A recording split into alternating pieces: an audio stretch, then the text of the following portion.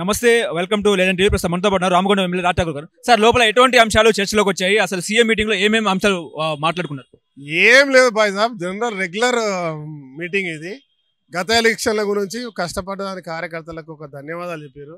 వచ్చినటువంటి ప్రధాన కార్యదర్శికి వెల్కమ్ చెప్పారు, నూతన సంవత్సర శుభాకాంక్షలు చెప్పారు.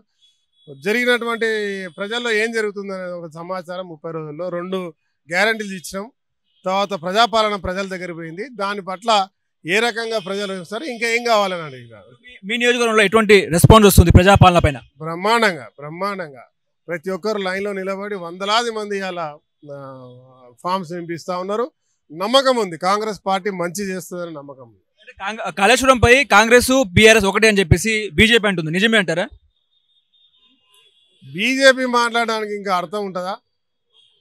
వాళ్ళు ఏదో చెప్తారు. వాళ్ళు ఏ టీం బి టీంగా కలిసి ఉన్నది వాళ్ళు. మోడీ స్వయంగా చెప్పింది కదా, కేసీఆర్ వచ్చి మా కేటీఆర్ ముఖ్యమంత్రి చేయాలనుకున్నాడు అని చెప్పి. ప్రతి జాగాలో వాళ్ళకి కావాల్సిన మనుషులను వాళ్ళు పెట్టుకున్నారు. చాలా డీప్గా పోయి వాళ్ళు మాట్లాడితే వాళ్ళ బండారం మొన్న బయటపడ్డది.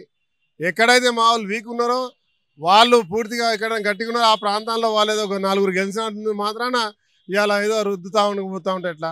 వాళ్ళు అనేక మాటలు మాట్లాడారు. ముందు కూడా కేసీఆర్తో కలిసిండు, రేవంత్ రెడ్డి కలిసిండు, ఆయన కలిసిండు, ఉత్తమ్ కలిసిండు, శ్రీధర్ బాబు కలిసిండు, బట్టి కలిసి అందరూ ఒక్కొక్కరి మీద మాట్లాడారు. ఏమైంది ఇవాళ రిజల్ట్?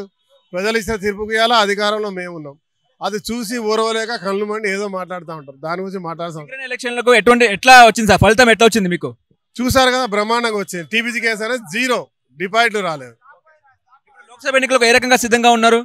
ఎట్లయితే సింగరేణి ఎలక్షన్లో గెలిచినామో, ఎట్లయితే కాంగ్రెస్ పార్టీ రాష్ట్రంలో గెలిచిందో అదే మాదిరిగా ఉన్న ప్రతి ఒక్క పార్లమెంట్ సీట్ మేము గెలుస్తాం. అంటారు కాంగ్రెస్ పార్టీ కేవలం లంకె బిందెల కోసమే వచ్చిందని చెప్తున్నారు. అసలు సెక్రటరీ లంకె బిందెలు ఉన్నాయా, రాగి బిందెలు ఉన్నాయా? లంకె బిందెలు అంటే తెలంగాణలో ఇచ్చినప్పుడు మా లంకె బిందెలతోటి ఇచ్చారు, మిగులు నిధులతోటి ఇచ్చారు. ఆ బిందెలు గాయపోయినాయో మేము. లంకె బిందెలు అంటే అవి నిధులు ఇచ్చినటువంటి మాకు రాష్ట్రం ఇచ్చినప్పుడు మిగులు నిధులు లంకె బిందెలు కట్టించినామని చెప్పి ఆ రాష్ట్రం ఇచ్చింది. సోనియా గాంధీ ఇచ్చినప్పుడు ఆ లంకె బిందెలు ఏడిపోయినాయి, గాయపోయినాయి అన్నాం. ఆ గాయపు చేసింది ఎవరు? పోయినటువంటి ప్రభుత్వం. ఆయన ఇంట్లుంటాయి, పోయి చూడాలి కేసీఆర్ దగ్గర.